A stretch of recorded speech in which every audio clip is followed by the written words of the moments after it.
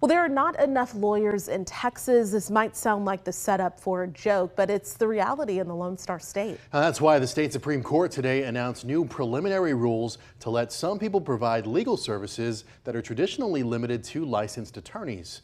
KXAN's Ryan Chandler tells us why this is needed.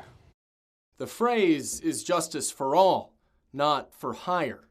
But in Texas, the state's highest civil court worries the right to seek fair justice is a privilege, not a right. The justice gap hurts the integrity of the justice system. According to the Legal Services Corporation, 92% of low-income Americans have unmet legal needs. Simple, everyday legal issues can prove daunting for those who can't afford or find a lawyer. We need to make some structural changes in the way the legal profession operates to help close that justice gap and be sure that low-income Texans have access to quality civil basic legal services. Texas Rio Grande Legal Aid reports 67 Texas counties have just 5 lawyers or fewer. Now the Supreme Court is moving to empower paralegals and court access assistants to step in. It kind of reminds me of the debate over allowing registered nurses to do basic medical care. Maybe they can't perform surgery, but they can do the basic things that a patient may need. Same kind of idea there.